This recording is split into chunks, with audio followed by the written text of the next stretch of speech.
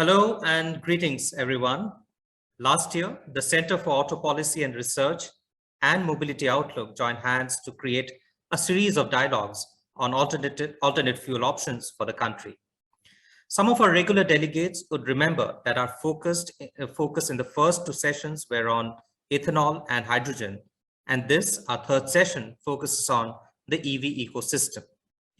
Buoyed by the favorable government policies, federal subsidies, investments in new manufacturing hubs, and increased push to improve charging infrastructure, India's electric vehicle industry has been steadily picking pace. The boost for localized ACC battery storage production and the production-linked incentive scheme to boost the manufacturing of EVs and hydrogen fuel cell vehicles are expected to be strong enablers in India's drive towards cleaner and more sustainable mobility. There is a paradigm shift that the global automotive industry is undergoing currently towards alternative or less energy-intensive options. Among various such options available for the country to consider and adopt, electric vehicles are being viewed as one of the most promising elements. Ladies and gentlemen, the key reasons motivating India to adopt this approach includes rising pollution levels in urban centers, the burden of oil imports on the exchequer, as well as the country's commitments to meet stringent global climate change targets. However, the success of India's electric mobility drive would not just depend on the right and innovative product introductions, but on how well the country is able to build a successful ecosystem for EVs in the future, keeping both the automotive and energy sectors in mind. In view of the current developments in building an EV ecosystem in India, and to answer some of these critical questions, this dialogue today would look at the subject of reassessing India's focus on building an appropriate EV ecosystem. And we're delighted and honored to have with us three distinguished domain experts. It is my special privilege and honor to welcome Professor Gautam Kalgatgi. Professor Gautam worked for 31 years at Shell Research in the UK, followed by 8 years in Saudi Aramco, before retiring in June 2018. He has been a visiting professor at Oxford University, Imperial College London, KTH Stockholm, TU Eindhoven, and Sheffield University. He has been recently appointed as a consultant professor at the Shanghai Jiao Tong University, a fellow of the Royal Academy of Engineering, and an honorary fellow of the International Society for Energy, Environment, and Sustainability. Professor Kalgatgi has published around 140 papers and a book called Fuel Engine Interactions on combustion, fuels, and engine research, and on transport energy. Our second speaker today is Mr. Jasmine Shah, Vice Chairperson, Dialogue and Development Commission, a position holding the rank of a minister in the government of NCT of Delhi. The DDC is a premier think tank of the government of Delhi and advises the government in finding sustainable, people-centric solutions to the critical development challenges facing Delhi. Mr. Shah has wide experience working on urban governance and policy issues and has been advising the government of Delhi since 2016 on environment, transport, education, and budget transparency reforms. He was the architect of Delhi's first comprehensive outcome budget for 2017-18, a first of its kind initiative in India to bring in complete transparency and accountability in public spending. Mr. Shah has also worked on several crucial transport reforms of the Delhi government, such as the electric vehicle policy, common mobility card, bus route rationalization, and last mile connectivity initiative, large-scale induction of electric buses, among other projects. He holds a BTech and MTech degrees in mechanical engineering from IIT Madras and an MPA degree from the School of International and Public Affairs at Columbia University, New York, where he was a Fulbright Nehru Fellow. Our final speaker today is Dr. Himani Jain, Senior Program Lead Mobility at the Council of Energy, Environment and Water. Himani has 17 years of experience in land use and transport planning, road safety, participatory approaches, campaigns, and business solutions development. As a Senior Program Lead at the Council, Himani displays a keen interest in accessible streets, safe transport, and urban planning. Her research is geared towards building connections between emerging technologies, travel behavior patterns, and land use. This includes the analysis of risks constraining mobility of both passengers and freight, particularly in transport-poor demographic segments, and the development of sustainable suitable interventions aimed at equitable transport. Ladies and gentlemen, let us begin our session today with a presentation by Professor Kalgadki. But before I invite him over, I wish to remind our delegates today that you have an opportunity to interact with our experts, and you can share your questions for them using the Q&A box at the bottom of our screens. So without much further ado, I would like to now invite Professor Gautam Kalgadki. Professor, over to you. Okay, thank you. Thank you for that introduction, and thank you for inviting me to this. Okay, the title I have chosen is to assert that it's not the end of the internal combustion engine. Okay, and I'll try to say why it is so. Can we go to the next slide, please? Yeah, well, as you all know, there are many drivers which are all interconnected, which shape the evolution of future energy, including transport energy and transport as such. Basically, these drivers are different in different countries. I mean, for example, in most of the affluent West, for the past several years, climate change has been central to changing, policy, basically. But it seems to ignore all the complexity associated with things like this. In India, for example, it might be much more important to assure access to affordable energy and maybe different types of environmental issues, like Dipanshu just mentioned about urban air quality and so on. So they're all different in different countries. We have to remember this. And in fact, one of the problems I'm absolutely certain in most of the Western countries is that the grandiose plans they have announced for net zero, etc., based on climate change will absolutely fail because they don't take into account all the complexities. And of course, quite often these drivers are often contradictory. I mean, they don't actually pull in the same direction. So let's go to the next slide, please, Deepak. Well, just to put it in perspective, I want to make a big deal of these next two slides, basically to give an idea of the size of the problem. I mean, initially, this is a lot of the stuff here is based on UK, but I think you know enough about the Indian situation as well, basically. Globally, transport accounts for about 14% of global greenhouse gases, including things like methane and nitrous oxide and so on. And in 2019, in fact, in 2021, you should say, there were over 1.4 billion light duty vehicles, cars and vans and, two-wheelers and so on. And over 350 million commercial vehicles, 37 million light duty vehicles in the UK. In India, I think there are some, on the road, there are about 270 million. I mean, you might correct me if you have the figures.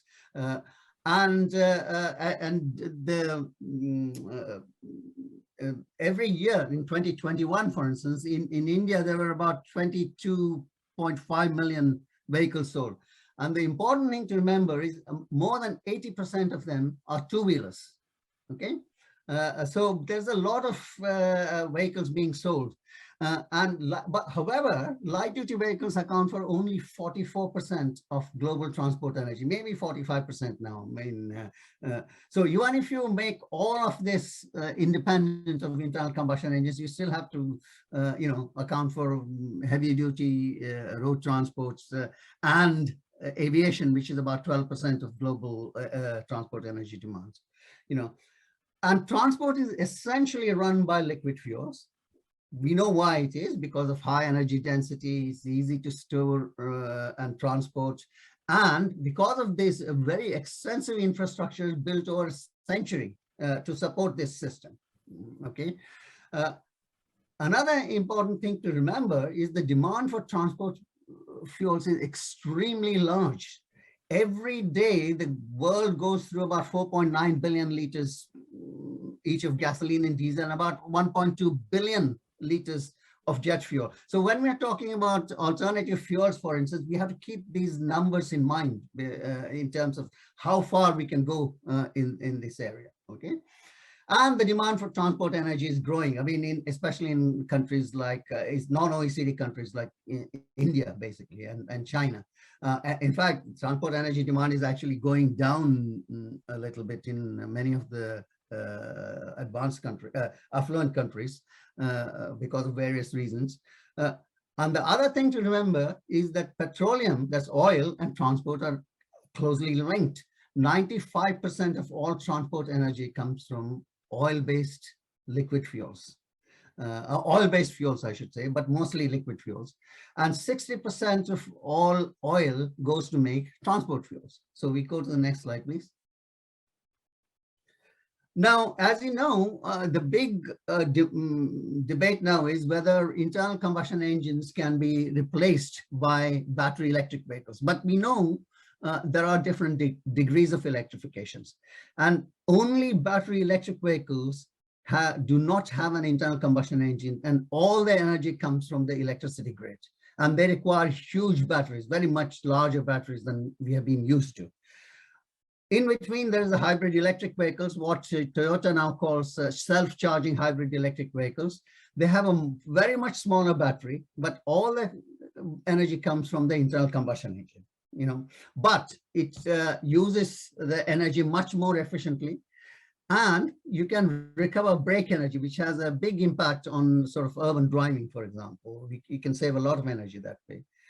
Of course, then there is plug-in hybrid electric vehicles. You can plug them in and you get a little bit of about maybe 40 miles of 60 kilometers or something of range only on the battery. And if the battery starts running out, the internal combustion engine takes over and so on, basically. Frankly, hybrid electric vehicles like the Toyota Prius is the most practical and proven technology available to reduce fuel consumption. Particularly in gasoline light duty vehicles. We should remember this fact as well. So the next slide, please. Of course, what is the prospect for it? Battery electric vehicle numbers are increasing extremely fast, okay? But they're still very low percentage of the total. For example, the sales of plug-in EVs, that is BEVs and PHEVs, are rapidly increasing. In 2020 in the UK, the 120,000 of such vehicles were sold. Around 6% of sales. In fact, 2021 is even better. It's about 10% of sales. I mean, about 160,000 such vehicles have been sold. And by the end of 2021, I've said August here because, as I said, I made some changes in my slides, but they're showing here. But by the end of 2021, the BEV stock in the UK was about 1% of passenger cars. And the global stock was about 0.8%. I mean, it says 0.5%, but 0.8%. It just shows you that they're still, even though the sales are increasing extremely fast as the total number, they're quite small. So if you want, I mean, for example, in 2020, global light duty vehicle numbers are expected to be about 1.7 to 2 billion in number.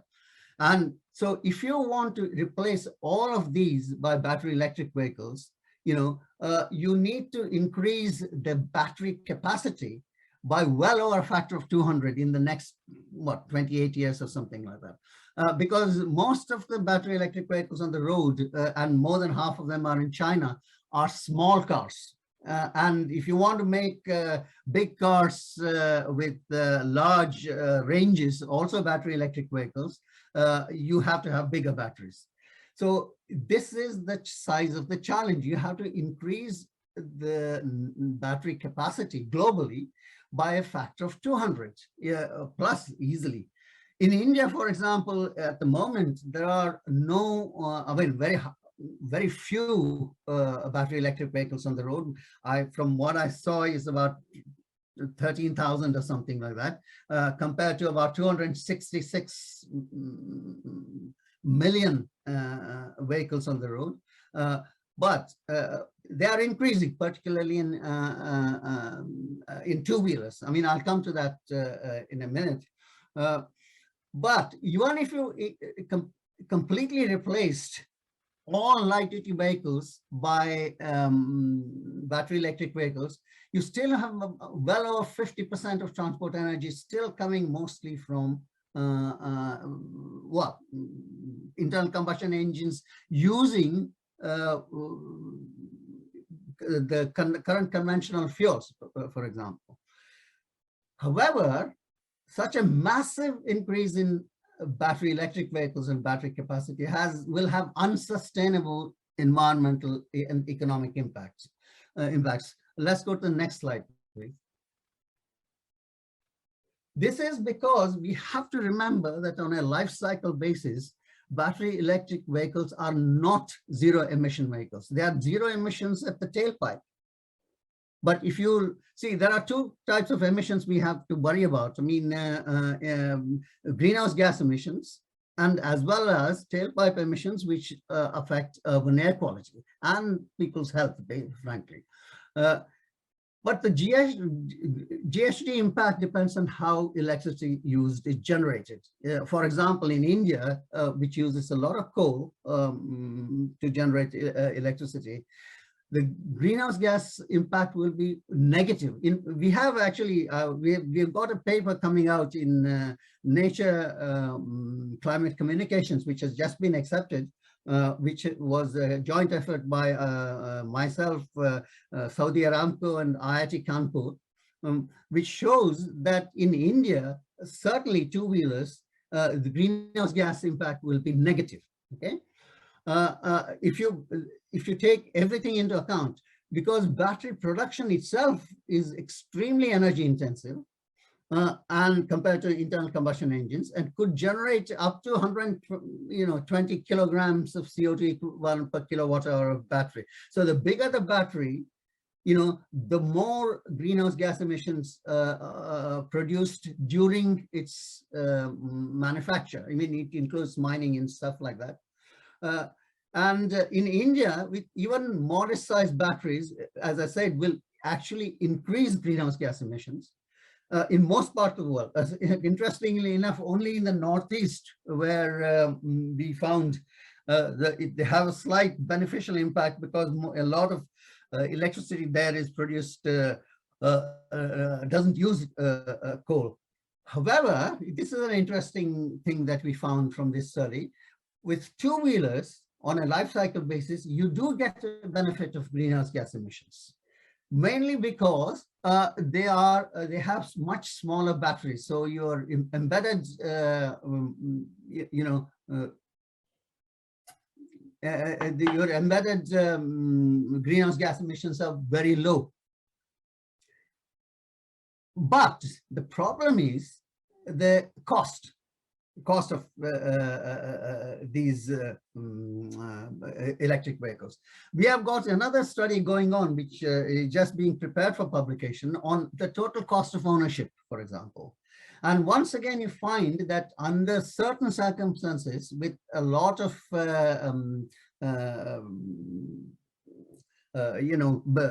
benefits and tax credits and subsidies, two-wheelers in India could be better in cost of ownership, marginally, but they could be better.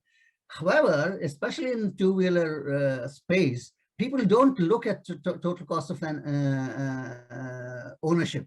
They look at upfront costs. And you find that even in places like Delhi and Mumbai, where there's a lot more subsidies and so on, even with all the subsidies, the cost of two-wheelers, which are battery electric vehicles, are still extremely high. And this would be a real barrier to, so even though from a greenhouse gas emissions point of view, they might be beneficial, it would be a barrier to extend it. However, to subsidize all two-wheelers, and from the figures I saw yesterday, the sale of two-wheeler battery electric vehicles is increasing very rapidly. Last year, I think there were about 300,000, battery electric vehicles sold. I mean, two-wheelers sold. But you have to remember, there are about 220 million of these on the road. So it is quite a challenge to change all these. But that would be a good idea. I mean, if greenhouse gas emissions was your main concern, to change, focus on two-wheelers in India, for example. But if you take the holistic view, other emissions like sulfur dioxide, NOx, and PM 2.5 will also be worse if coal is a source of power, electric power, basically. And this is important to remember. This is not so relevant for two-wheelers, but much more relevant for four-wheelers, which have much bigger batteries, which are much heavier. That going forward, when in internal combustion engines with advanced after-treatment systems, certainly in the West, will have almost zero particulate emissions because they will be required to have particulate filters. In that case, the main source of particulates, especially PM 2.5, will be from tire wear. And they are significantly worse for battery electric vehicles because they are heavier, about 30% heavier because of the battery. And the heavier the battery, the worse this problem. So if you change everything, certainly in the UK, say, you have to start worrying about this PM 2.5 from battery electric vehicles. Of course, the big thing that is ignored quite now, right now, is the human toxicity issues. I mean, with internal combustion engines, this is associated with nitrogen oxides, particulates, and other pollutants which come from the tailpipe, and of course, it has an immediate impact on local air quality, which affects human health. With battery electric vehicles, the HTP is associated with mining of metals, particularly things like cobalt, and the HTP is about 3 to 5 times worse than for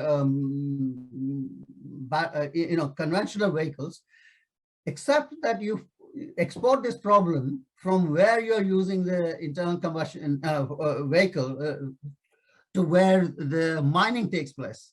So I call battery electric vehicles in a way EEVs, emissions elsewhere vehicles. You just export these and think that overall they're better, okay? But they're not. And there are huge issues associated with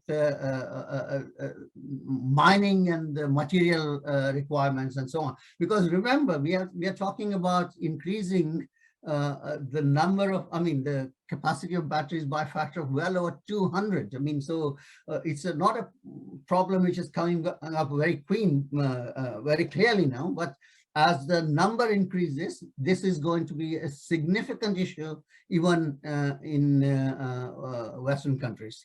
So in summary, BEVs are not green or clean on a life cycle basis. Okay, so let's go to the next slide, please. There are, of course, other economic and other environmental implications of forced electrification.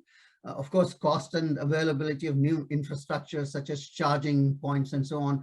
This is another advantage that two-wheelers will have. You don't have to build a very extensive infrastructure because the batteries are small, you can charge them. You can probably take them out of the vehicle and charge them at home, just carry them inside the house and charge them, for example. That's one possibility. That's an example. That's a very good plus points as well. And you have to continue to give incentives to persuade motorists to buy them, because the upfront costs are not going to come down, especially as the demand goes up. and material requirements go up. The price of, for example, price of lithium now has more than doubled in the last 12 months or so. Well, yeah, about doubled in the last 12 months. And it's becoming increasingly difficult to reduce the cost of batteries, which are a significant cost of battery electric vehicles. And the electricity distribution network will need to be really redesigned at great cost, especially the final bit where the electricity comes into the house. I won't go into the details. There are some, you can read up the relevant reports there. Of course, finally, there are problems and costs of recycling batteries, I mean, which we have to take that into account as well. Once again, remember, we have to increase the number by a factor of well over 200. I mean, that's the big issue here. And I've mentioned the availability of materials and so on. And of course, you know, in terms of subsidies, etc., I think it's unconscionable that in a country like India, that you will hand over money to rich people who can afford to buy battery electric vehicles. You know, for example, in the US, most of the subsidies have gone to the top 10% of earners, because they are the ones who have been buying battery electric vehicles, you know, and it is not right for India to hand over these huge subsidies to rich people, in my opinion, basically. Next slide, please. So what is to be done to reduce the impact of transportation? Having said all this, by the way, I'm not against battery electric vehicles. Do make sense somewhere. And if people want to buy them and use them, they should be encouraged to buy them. And as I said, in India, that it makes sense to focus on two-wheelers as well. I mean, you know, and this is the sector where poorer people buy battery electric vehicles, and it can make a big difference, not just on greenhouse gas emissions, but also on local air quality, because of the number of two-wheelers as well as how dirty they are, generally speaking, you know. So we have to be sensible about how we push this technology, and we have to recognize the scale of the change required. This is what I've been trying to tell you. I mean, you know, for example, aviation cannot be decarbonized. If you want to decarbonize aviation, you have to just stop it. I mean, I won't go into the details, because you have to assess these impacts honestly on a life cycle basis, especially on about greenhouse gases. Okay. And the problem is all the alternatives, battery electric vehicles, as well as new alternative fuels, start from a very low base and face huge environmental and economic barriers to quick and unlimited growth. They will grow, no doubts about this, and we should continue to work to make them better. You know, there's no doubt about that. But let's not fool ourselves that in the next 8 years, for instance, India has the policy of 30 by 2030 or something. It is not going to happen. By 2030, you are not going to get 30% of battery electric vehicles sales in India. And if you force it, there will be huge issues, environmental and economic issues. And of course, you have to also remember that there's significant scope to reduce energy use in internal combustion engines. For example, for a start, we must encourage hybridization. I mean, you know, partial electrification, like in the Toyota Prius. You can reduce fuel consumption by about 30% compared to a petrol engine in cities, and that is going to play a very important role if you want to tackle the transport problem.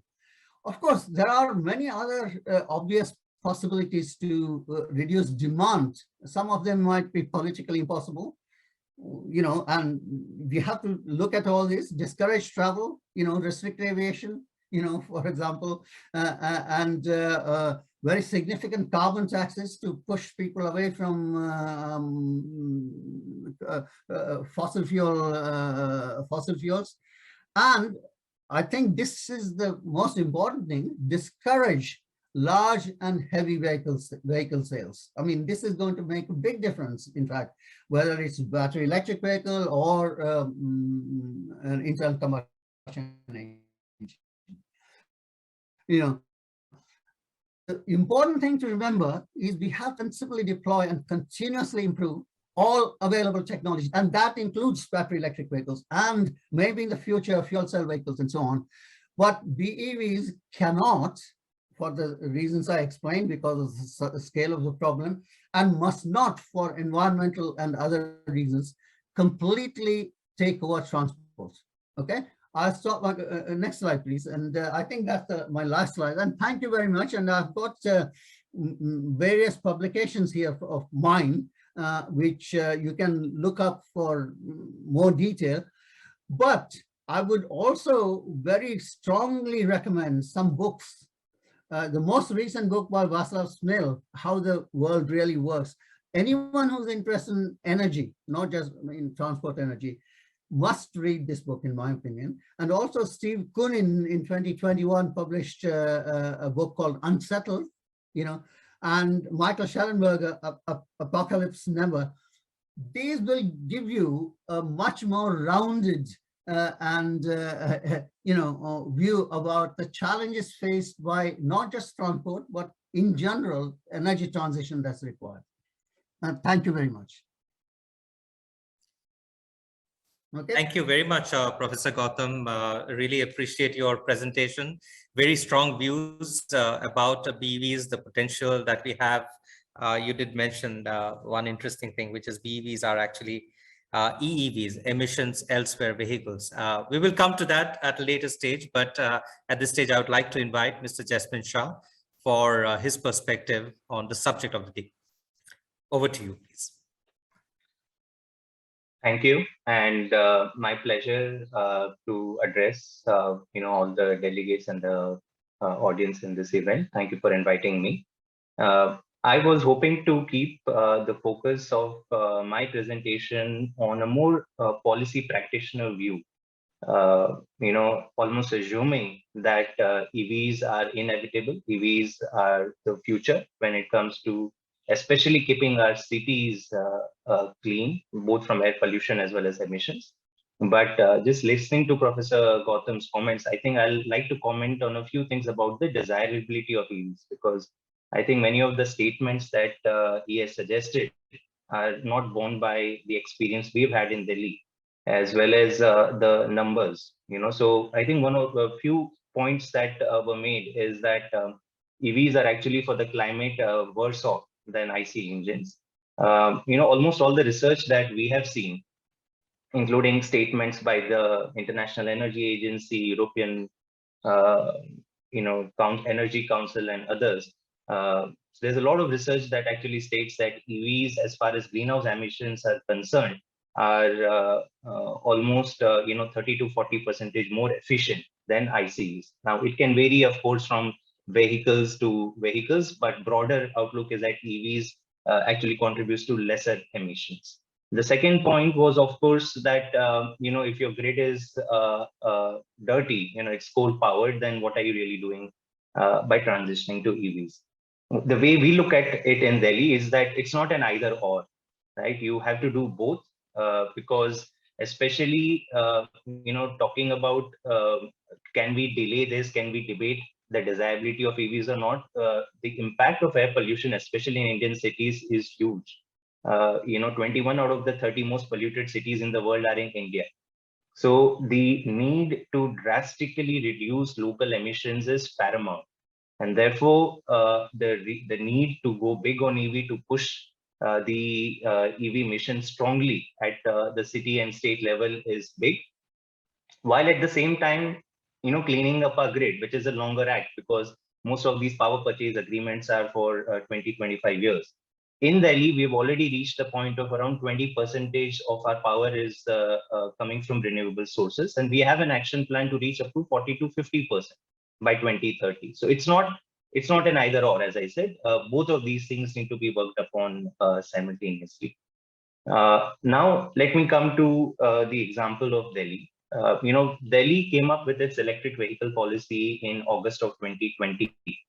And when we were trying to put together the policy, again, it depends on, as a city or as a state government, what is your perspective? What are you trying to solve for? Are you trying to solve for boosting the production of EVs in your state, or are you trying to, is EV a central pillar of your air pollution mitigation policy?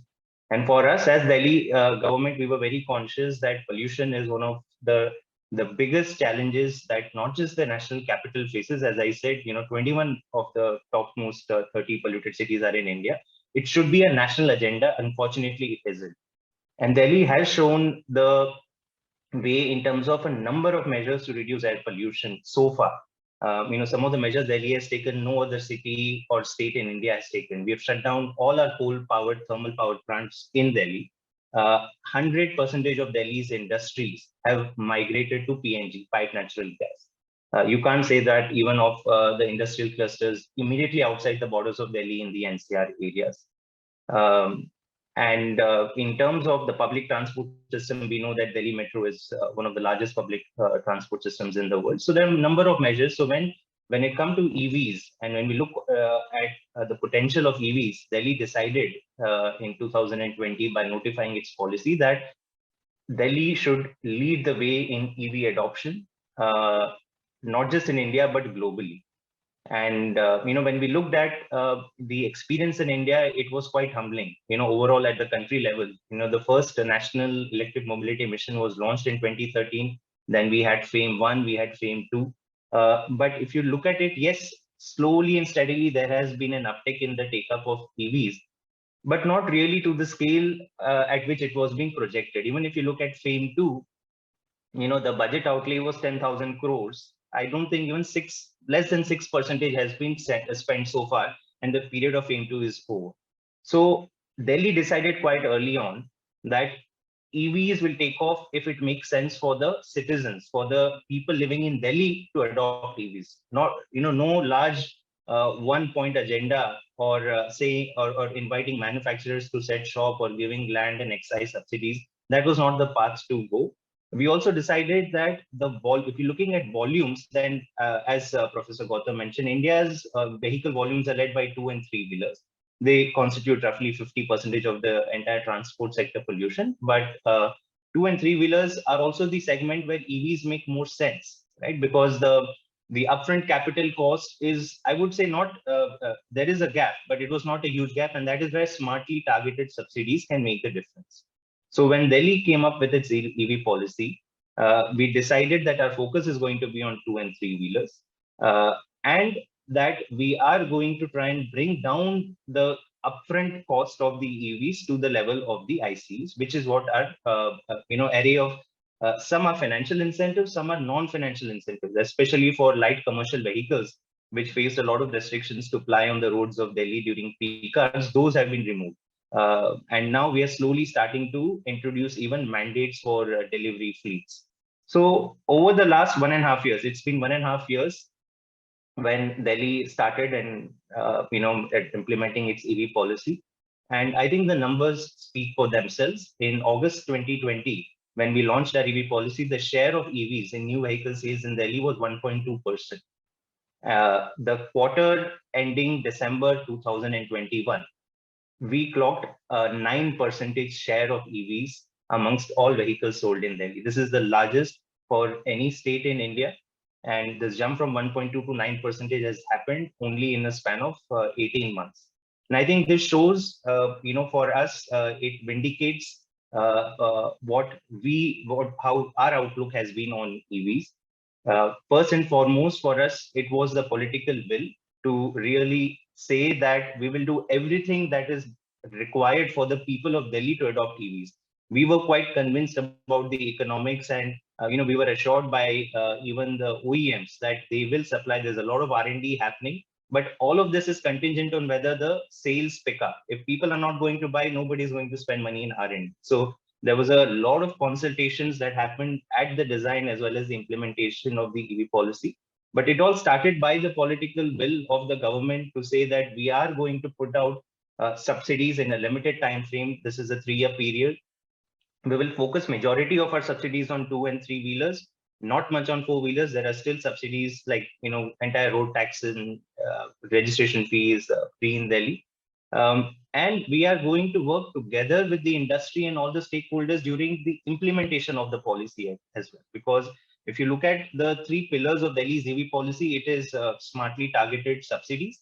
Second is a huge push towards increasing charging infrastructure, both through public charging stations, but also incentivizing private businesses, residential societies, malls, office complexes to set up these chargers, and the government provides a modest subsidy. And third is to increase consumer awareness. And this is where Delhi also led the country by having a very, I would say, an intensive campaign. It's called the Switch Delhi campaign that we launched last year in 2021.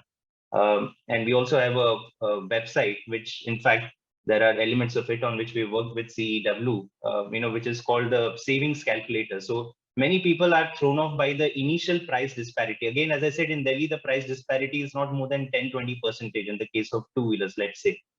So on a 70,000 IC two-wheeler, you will pay 80 or 90,000 for an electric two-wheeler. But a typical saving on an electric two-wheeler is 25,000 rupees per annum in terms of fuel. And with the rising fuel cost, this is only going to increase. So you recover this savings in less than a year. And this is making sense not to the richer people. It's making the delivery fleets, the people on the ground. And these are not just low power two-wheelers. These are, good two-wheelers, good range, 100 kilometers plus and stuff. And that is why you see this uptick in numbers. Delhi is very clear in its targets that, our EV policy talks about it, that by 2024, we envision 25% of new vehicle sales in Delhi to be EVs. And I think if we look at the experience of the last 18 months, then we have a lot to be hopeful about, and we are committed to reaching that goal. Thank you. Thank you. Thank you, Jasmine, for offering your perspective in terms of how Delhi is going about pushing EV adoption among the masses. Our third speaker today is Dr. Himani Jain from CEW. Himani, if I may invite you over for your presentation, please. Thank you. Thank you so much for having me here. I'm just checking if I'm loud and clear, and is my presentation Yes, here? Himani. Yeah. If you can just go to the full screen view. Has it gone on the full screen mode? Perfect. Perfect. So first of all, thank you so much for giving me the opportunity. I'm really honored to be part of this interesting and very eminent panel. Thank you, Jasmine, for making my job easier and clarifying so many questions up front. I will like to build upon the similar sort of thread. And the key aspects that we are focusing here in the research from CEW is how electric vehicles support the larger, socioeconomic transition. What does it mean in terms of jobs? What does it mean in terms of growth? What does it mean in terms of GHG and other emissions? But all this conversation at a national level, at an India level. So I have synthesized about 3 years of research with my team here. Very quickly, the Council on Energy, Environment and Water is one of the Asia's not-for-profit leading policy research institutions. The Council uses data integrated analysis and strategic outreach to explain and change the use, reuse and misuse of resources. It's guided by a very eminent board, and we are about 150 people strong now.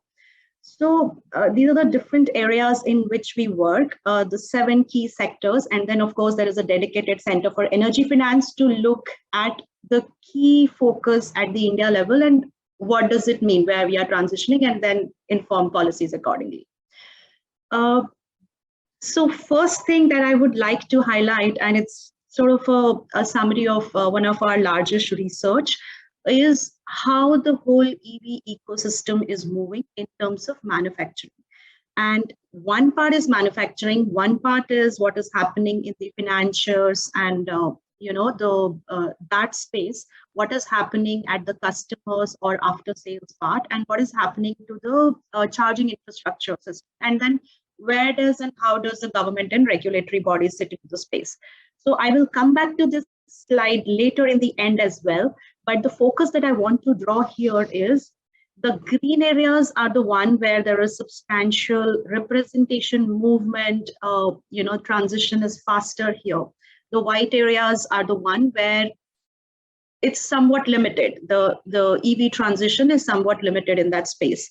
And you cannot have a full ecosystem or a successful and paced transition unless we also balance out these other areas.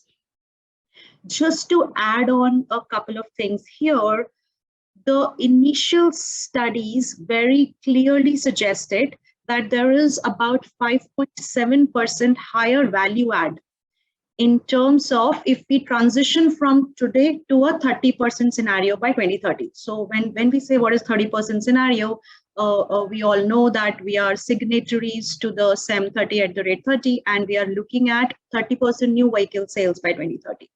This is sort of a available, broadly agreed upon sort of a national outlook. But here, one of the things that we understand very clearly that the transition is viable, is the value add is possible only when there is a largish powertrain components and the battery pack assembly keeps getting indigenized more and more. The PLI schemes and others are already in place. So one of the things that we want to understand, and we wanted to understand at the national level, what does it mean for the economic recovery, especially post-COVID? What does it mean, what are the mode shares? Where are we leading to? What is the impact in jobs? What is the impact in revenues or, import estimations? The forex revenue that goes into the oil import? And what does it mean in the other priorities for a country like India, where it's just not sustainability, it's also about jobs and growth. The jobs, growth, and sustainability goes hand in hand. For us, it can't be in any different dynamic. Now, of course, the whole story here starts with what are the passenger kilometer estimates. Kilometer estimates, you can look at the last column here when you compare it with other studies in the similar-ish domain and in the similar timelines. Are modest, are not really high, and our estimate is based upon what is the trend, what is the GDP growth, and we know transport is a derived demand, it's a disutility. So it is dependent on because I want to access the job, because I want to access the education or any other sort of a purpose or a task. So while the economy grows, the per capita trip rate is also likely to increase, but the kind of urban fabric that we have, which is quite tight, quite dense, quite compact already, which means the vehicular kilometers will remain at bay and it will not grow very fast. So this is one aspect that I wanted to sort of bring your attention to. Another important aspect in any of these estimations and analysis is also to have a clear understanding, as in EV penetration will happen differently in different modes, but here the conversation is broadly at a national level. In my fleet, in my new sales, it will be 30% in 2030, right? So that's what we are defining as a EV 30 scenario. BAU is when today it's about 4%. Now look at the mode shares. This can play and change the whole story. And that is exactly what Jasmine has just highlighted. It's not a either or story. And that's another reason to say, while electrification is important, it's also very, very important to avoid the vehicle kilometers.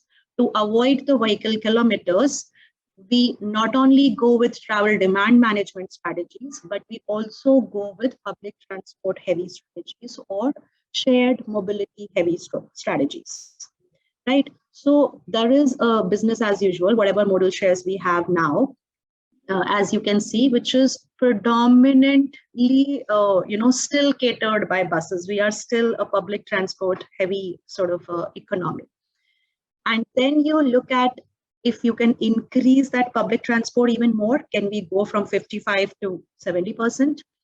Can we go a little more, keep the same shares around in public transport and increase our shared mobility? Say autos, tempos, chakras, Grameen Sevas, cabs, all of that. And then, of course, there is a third scenario, which is quite worse, wherein we continue to grow our personal vehicles. And then that means the shares are becoming heavier on two-wheelers and cars, right? So these are the different scenarios, and everything changes because of these scenarios. Because what really changes is that while the penetration EV30 is same, we are still selling 30% electric vehicles by 2030, new vehicles, right?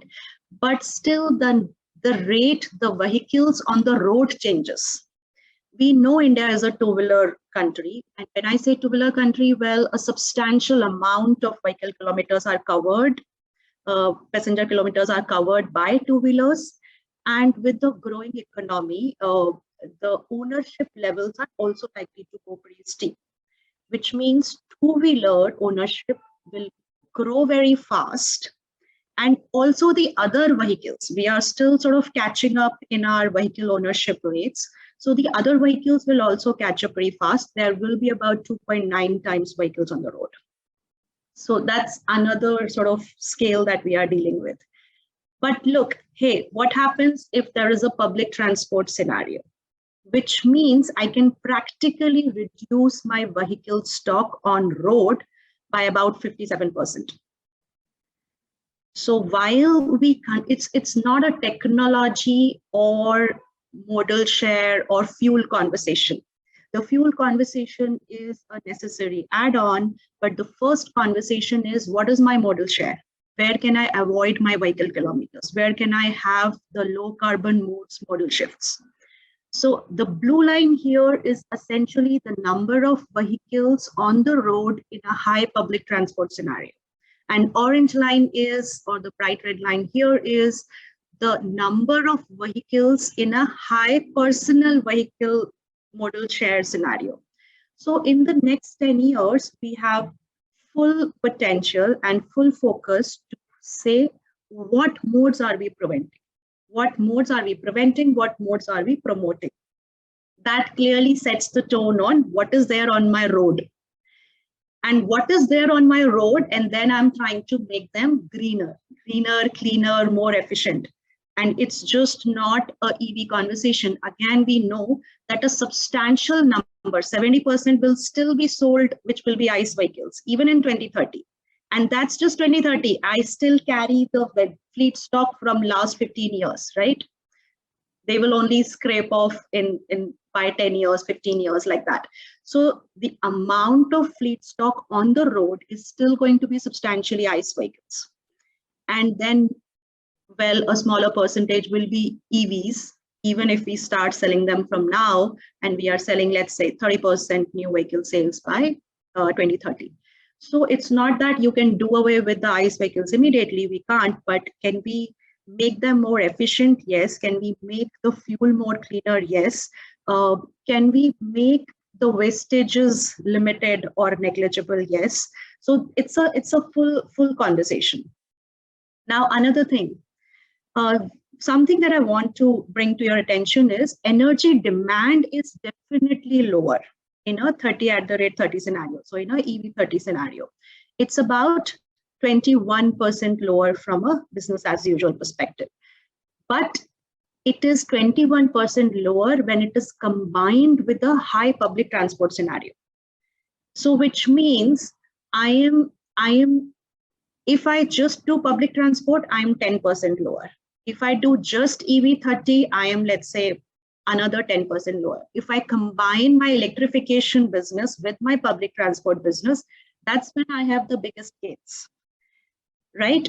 Similarly, if I just do electrification and keep looking at the personal vehicles growth scenario, and I'm failing in my public transport or shared mobility scenario, I am actually increasing my energy demand, because more and more population is going to buy vehicles. And even if they are electric, because more vehicles are on the road, my overall energy demand is higher. So just a personal vehicle scenario is increasing my energy demand. But if I can combine it with electric vehicle, I'm reducing and just increasing it by 13% instead of 28%. But if I do public transport as well, that's where the maximum savings are. For India, the forex is huge that is spent in oil imports, right?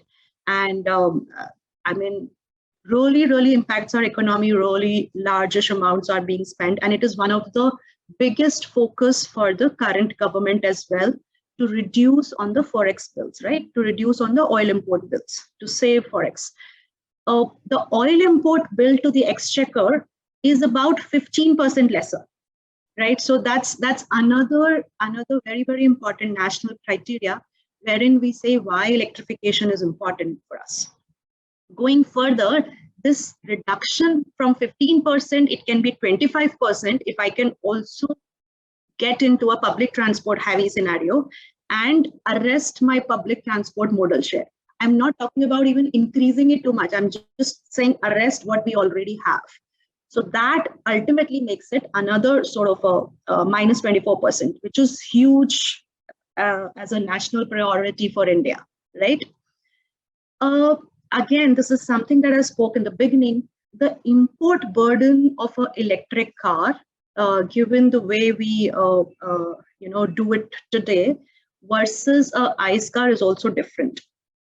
So import burden is comparatively lesser, 4 to 6 times lesser for India.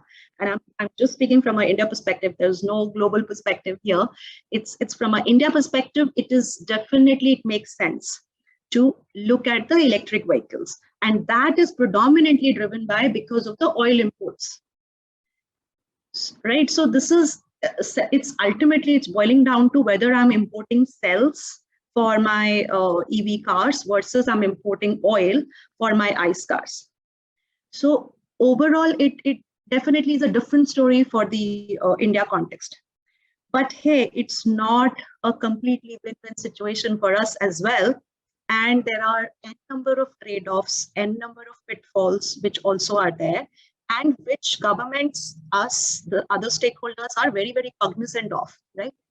So everything has a sunset clause. Not all the subsidies, not all the benefits or other things which are extended, they are not forever, right? Ultimately, they will end in 2 years, 3 years, 4 years, 5 years, depending on the scheme or programs and other things. It is something very important to note that in a EV sale, with all the discounts and other things versus a ICE sale, there is a substantial amount of revenues which is currently being lost, right? So 15% of the revenues at the state government level and central government level, and I'm saying this is in a general way, some states are more dependent on revenues which come from the fuel sales versus some other states, right? So India, with all the different kind of states and type of states, it varies a lot. But this is a more average number that I'm talking about. It's a substantial loss to the state governments as well, and also at the central government level, when the amount of revenue that they will get from EV vehicles versus the ICE vehicles. Because the fuel is not being bought and the EVs are not buying petrol and diesel, rather on electricity, and it's a different tariff structure at electricity and different cesses and other things. Also, even in the jobs terms, it's not a very happy scenario for us. It's again another trade-off that one needs to actively manage, and governments are cognizant of that, right? So because the jobs coefficients it varies across various sectors. Now, whether you look at powertrain manufacturing for an ICE car or a battery manufacturing or electric car powertrain manufacturing, the job intensities are very different. Job coefficients are very different. So what it essentially means is, that we are about losing 1.6 lakh jobs in the whole ICE vehicle segment, predominantly because of the lower fuel, petrol and diesel consumption, and also the kind of components which are required in ICE car powertrain versus a electric car. Components are far lesser here. So even in the manufacturing, even in the oil production, and balancing it out with the extra power that is being generated in the electricity, still there is a little bit of loss in the overall direct jobs. The jobs are there in different segments, and we will talk about those a bit later. Also, in terms of growth, in terms of, other than jobs, growth is also one of the significant areas for a country like India, for economy like India. The electric vehicle market, market offers huge potential. Our current estimates are that it is about 2 lakh crores for a EV powertrain and a battery market combined by 2030. It is substantial, and I'm just placing a number here that when you want to compare it with the electronics market, we are about, let's say, 8 times bigger than that. And we think that electronic markets is huge in India. And EV market by that standard, by EV30 scenario also is going to be substantial, much bigger than electronics market segment, for example. This is just a reference for us to understand. Well, it is clear there are definitely, even with the kind of grid we have for power, for production of electricity, the coal dependence versus the renewable energy today, and the way it is growing, even if we adjust for that, and the penetration of renewable energy in our power generation, we know even today and even later, we will have reductions in our electric vehicle scenario. So it's not that we are increasing the electric vehicle, in the electric vehicle scenario, we are not increasing the emissions. So there are substantial benefits, as Jasmine has already talked about, in particulate matters, in GHG, in COx, NOx, everywhere there are emissions. So I'm just trying to summarize the things here. So our broader understanding is there are a lot of gains. There are a lot of slew of gains that we have in a EV30 scenario.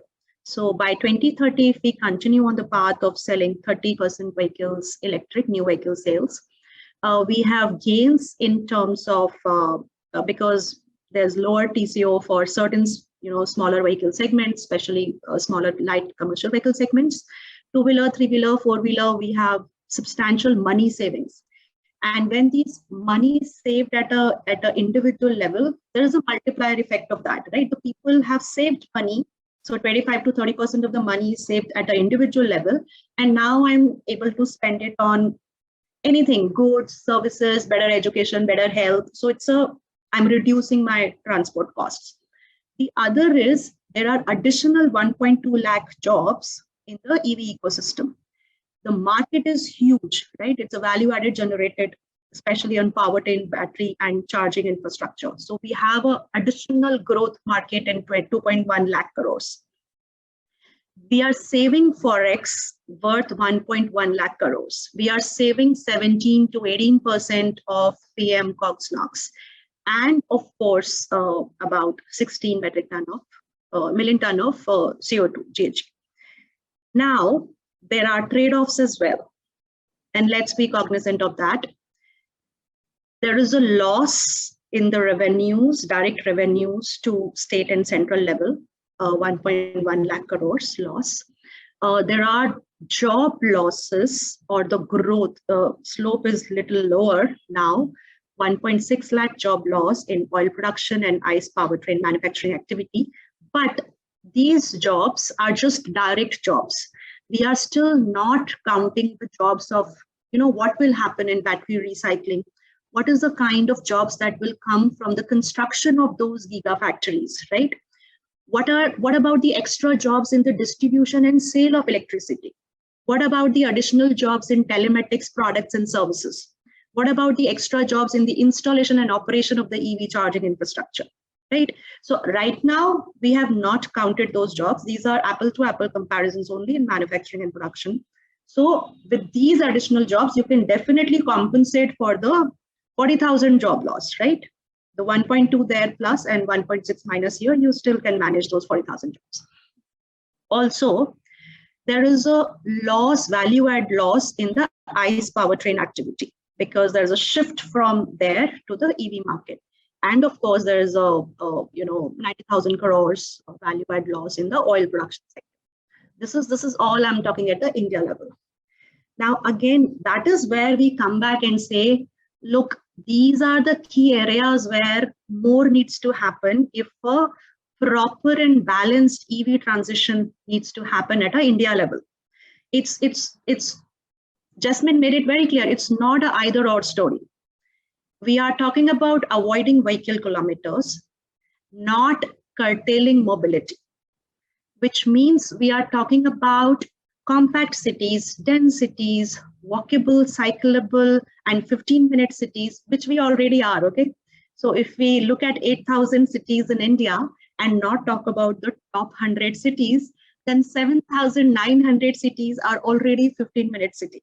Can we keep them that way? Right? Any tier 3, tier 4, tier 2 town you go to, you can go across in like 15 minutes on your screen, right? So that's how tight they are, and that's where the growth is likely to happen. The more urbanization that is going to happen in future, the largest urbanization which is pending for a country like India, which will happen in the next 2 decades, we can definitely keep those cities tight, dense, right? And be more proactively providing public transport and shared mobility, IPT, perfect substitute, right? So that lesser and lesser people get towards private vehicles. If they get private vehicles, they can keep it at home, and we will still encourage the public transport usage on road, right? So it's not a fight with the economy and saying I'm trying to restrict the vehicle sales. You can buy a vehicle, but we will make parking more expensive. We will make sure that the road is equitably used. If you have a car, I don't know, maybe you want to keep it in your drawing room, the area is not free, right? So it's a natural shift, right? And ultimately everybody comes to the same thing. London also offered a lot of slew of subsidies and benefits in the beginning, but congestion, the road, the vehicles, the added infrastructure, the pressure that when it comes on the road, that's when the challenges start, right? So it's a different story for us. It's just not emission story. It's also a congestion story. It's just not GHG. It's also a growth and jobs story for us, and we are not willing to sort of compromise on either. Right. So this is where the recommendations are. At a governance level, we need to proactively understand and manage the revenue loss from the fuel sales. There is a certain segment of EV ecosystem which is undeveloped. We will continue to focus on that. So second life for batteries, for vehicles, the aftermarket, those are the other part. How can we bring in more and more telematics, more and more sort of connected vehicles, more and more information, which can be used for anything from road pricing to congestion management to usage to kilometers to everything else. And maybe the next level of subsidies and support will be based on how green you are, how less you travel versus how not green you are and how long you travel, right? So of course, not at a cost of compromising the commercial vehicles. The logistics remain the backbone to us. So this is the sort of largest picture that I wanted to present. And thank you so much. Thank you, Himani, for that really wonderful presentation. With the kind of responses that we're receiving today, I can tell you that it's been a very thought-provoking session for our delegates as well. Jasmine, thank you for coming back on screen. So we've had three very, very distinct perspectives coming in from all three presenters today.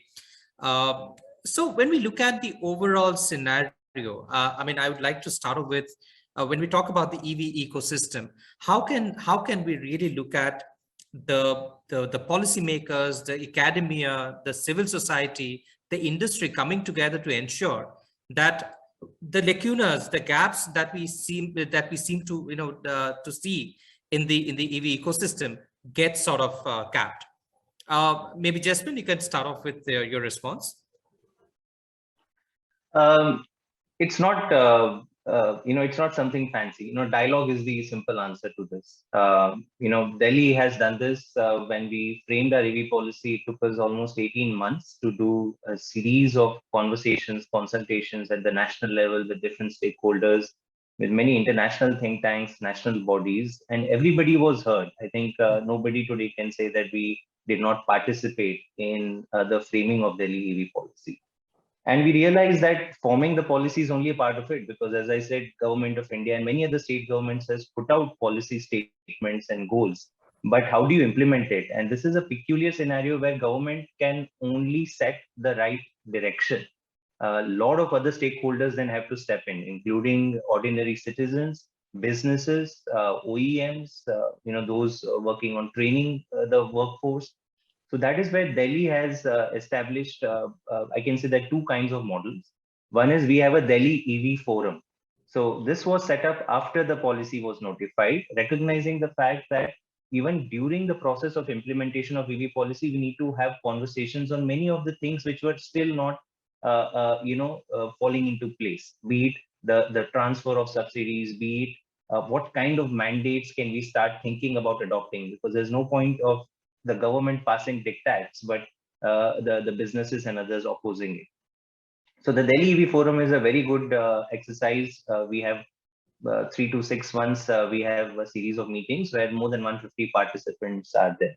Second is we've set up a charging infrastructure working group. So this is again realizing probably in the context of Delhi, it is far more complex because of the multiplicity of agencies, land ownership is divided. But for other cities also, you typically have the state government, the DISCOMs, you have other landowning agencies, the municipal bodies. So we created a working group where even experts and think tanks are part of the working group, where in terms of what should we be doing to support both private charging as well as public charging stations was laid out. And I think we had to do that because these things haven't been figured out in India. Everybody knows we need more charging stations. But how can a city go ahead and set up 100 public charging stations in a competitive manner, rather than asking one of the PSUs to go set it up? So that is a question that we tried answering in Delhi. Again, it was a consultative exercise. It took us a year, but we are finally there. Our tender is going to be closed soon. So I think that's basically where, what our experience tells us, that it is not beyond the point. It's not complex. Other cities have figured out, other countries have figured out. So we are not doing, nuclear research here, right? EV has been figured out by other places. Are we willing to learn? Are we willing to talk to each other is what is going to determine who succeeds or not. Thanks, Jasmine. I mean, Himani, would you concur with Jasmine in the sense that Delhi, of course, is setting an example by putting its feet ahead of others. But when you look at the country holistically, do you think steps are being taken in the right direction, particularly with the kind of targets that we have set for us? So, I mean, I think because India is a very mixed country, and all cities and areas are varying at a different level. So we are working, for example, in Lucknow, we are working very in detail in Kochi as well. But the vehicle density, the vehicle ownership, the patterns are slightly different. They are also facing the same challenges. They want to put a dense infrastructure of charging infrastructure, but at the same time, the EV penetration is still a bit limited. The government is proactively trying to put 5,000 electric autos on road, and they are also facing the similar challenges. Delhi has a bit of advantage and a problem in the sense that the vehicle density is huge here, right? The vehicles in Delhi are combination of, addition of Mumbai, Calcutta, and Madras. That's alone what Delhi and NCR region around is. So they have the benefit of density, but at the same time, they're also dealing with the congestion and other issues. They're also trying to strike a balance, and they are also becoming a lighthouse, in a way that they are addressing the problems first. They are a bit faster on the curve, and the learnings can easily be disseminated to other cities. But the problem remains same all across. What they are not facing today, the Lucknow and others will start facing it very soon in next 5, 8, 10 years, when their vehicle penetration and EV penetration both will, sort of take off. So in a way, and that is the only way. That is the only way. You have to have all the stakeholders into the room, and which is exactly what ADC does. They get private operators, they get academia, they get think tanks, they get civil society, they get everybody in the room, and then it can be easily sorted, right? Because everybody's interests are there on the table. Right. So, I mean, that's the way to go. Sure. Professor Gautam, I'll just come to some of the comments that you made in your presentation. You did mention that ICs, if ICs are to be eliminated from LDVs, global battery capacity needs to increase by a factor of 200, right? 200 plus, I would say. Yeah. Sorry? But 200 plus, I would say. 200 Yeah. plus fact, yeah, correct. And that's of course going to be unsustainable from an environmental perspective. Now, give us a sense, when we look at EVs, are we merely going to shift our import dependence from petroleum to batteries as a country? What's your comment on that? Actually, I was going to comment on that. I mean, Himani mentioned, I think, about the import substitution, and I assume you have taken that into account. So instead of relying on, say, Saudi Arabia and Iran, you'll be relying much more on China, for example. Basically, you're shifting your import burden. So it requires, I mean, because, see, battery manufacture and mining is, unless you actually bring it within India, and that's not going to be possible, you have to rely on, and also, in general, I mean, we were talking about greenhouse gas emissions as well as total cost of ownership, etc. All these things are based on some certain assumptions, right?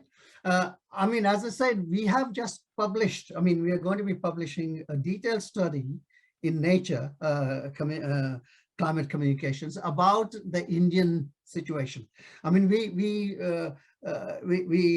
split the country into 4 different sectors. I mean, the central India and northeast and so on. And it is very clear that if you want to really go make an impact on greenhouse gas emissions, you have to go to first of all, you have to, get batteries manufacture, reduce the greenhouse gas impact from battery manufacture. And secondly, much more importantly, in fact, I would say, firstly, much more importantly, you have to decarbonize the Indian power sector. Okay. Now, it's absolutely clear that India is spending a lot of effort in increasing renewables in the power sector. But if you look at the total amount of coal that is going to be, that's projected to be used in the next 20 years or so, it's actually going to be increasing because the demand for power is increasing much faster. And again, I mean, I was saying to you, please read Václav Smel's book. I mean, again, going to completely renewable, for instance, wind power and solar power is not, there are huge environmental issues associated with it, especially as you grow the growths that are envisaged, basically.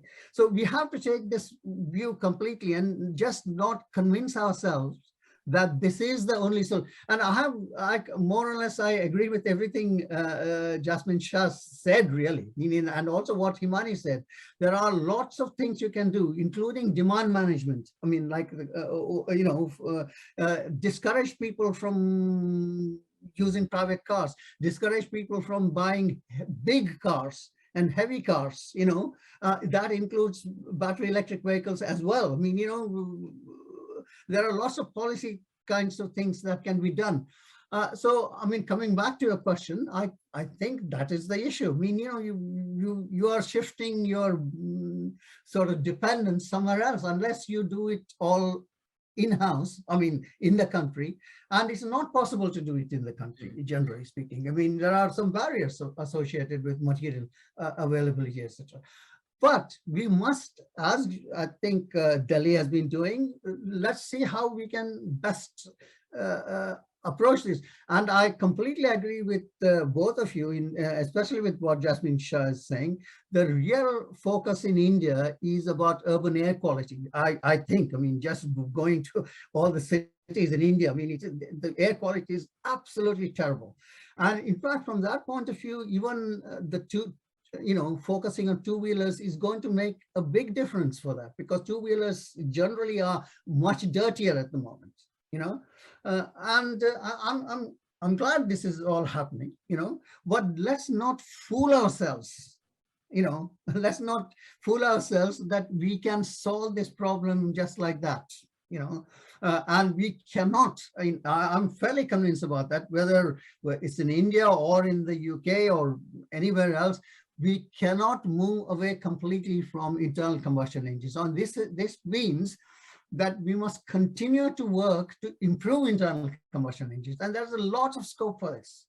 And other fuels, for example, I was talking to you about things like methanol, the reason for going to methanol is not necessarily that you will get better emissions, better this, whatever. It is to do probably with, for India, import substitution. You can make methanol from coal, for example, and so these drivers are different in different countries, and we have to be aware of this. And Hivani mentioned, for example, the loss in revenue from fuel taxes. And also when you talk about total cost of ownership, for example, we assume that electricity costs are not increasing. In the UK, from April, the electricity costs are jumping by 30%, because of issues associated with natural gas prices, okay? So if electricity prices are jumping, what happens to the TCO? And Jasmine said that you can recover the cost of, additional upfront cost of two-wheelers within 1 year. Well, our calculations do not suggest that. It will be better. The TCO will be better for two-wheelers in general, but it will require a lot of support from the government. And then you have to take the point that Himani made, how much can government support? I mean, what is the cost of it? So this is an evolving process, and you have to keep track of this, but let us not fool ourselves, is my point, basically. The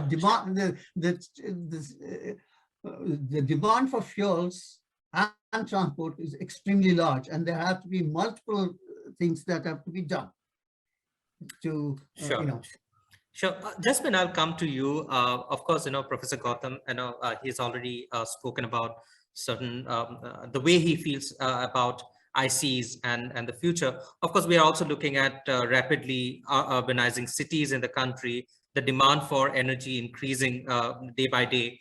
Now, when you look at the entire scenario, holistically, some of the targets that we seem to have taken may not be, truth be told, may not be, maybe a bit too optimistic. But what we're trying to understand here is, as an ecosystem perspective, with all players coming together, all stakeholders playing their role, the idea is to make it happen, right? But your comments on some of the critical challenges that you think policymakers and the industry will face while we chase our dreams, let's say not just 2030, but beyond.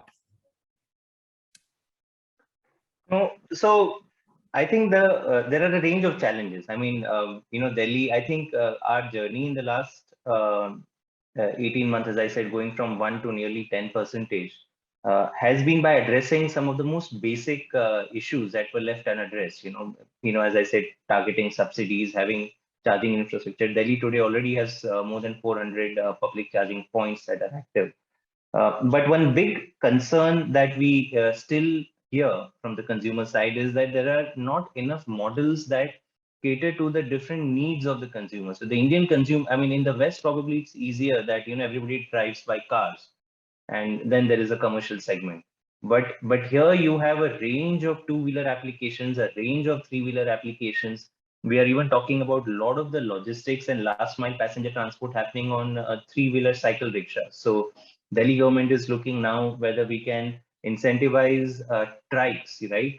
Electric bicycles, but also electric tricycles. So I think the pace of new product innovation will really need to be high if the OEMs are going to address the different needs of the Indian consumer. But second, I also feel is a lot more conversation between policymakers at the state and national level, because I think this is a challenge where everybody has said that, yes, we want to do it. Unfortunately, I don't see too many conversations happening. I'll give you an example that, Government of India under the FAME wants electric buses to be bought by various cities. And very recently, a grand challenge has been put out where different cities have participated. Delhi has also participated. Now, Delhi, it has been limited to only apply for, let's say, X, maybe 1,500 buses as part of the grand challenge. Delhi's requirement, I mean, today we are at 7,000 buses. We would like to go up to 14,000 buses. Our shortfall is 7,000. So rather than having one formula for all cities, I think even at the central level, we need to pick up that, maybe Delhi, Bombay, Bangalore, or a few set of cities that you literally let the cities and the states set the pace where center supports. But these kinds of conversations are not happening. Again, in charging infrastructure, we may need more differentiated strategies and stuff. So I still feel that, at the initial stage, now maybe the grid connectivity is a different issue in other cities. Delhi doesn't face that. Delhi has by and large 24/7 fairly reliable power. Our tariffs for EVs are also very low. And very recently, we've set up a single window process to avail EV meters and chargers and all of that stuff. So I think initial stage, these are some of the challenges I can think of. But I'm sure once we reach 20 or 25% penetration, there'll be a different set of questions that we'll be looking at. Sure. I actually didn't realize that we are almost close to our stipulated time. But what I'll do is I'll still take a couple of questions from our some of our delegates. This one is by Mr. Balraj Bhanot. He says there's hardly any indigenous base of power electronics, including electricals. Lack of semiconductors, one is already aware. In future, there will be more role of ITS, which also will be lack. In that scenario, how do you see the growth of electrical vehicles?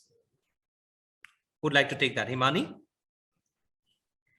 So I don't know, but I completely agree with what has been said, and those are the white areas in our ecosystem mapping as well.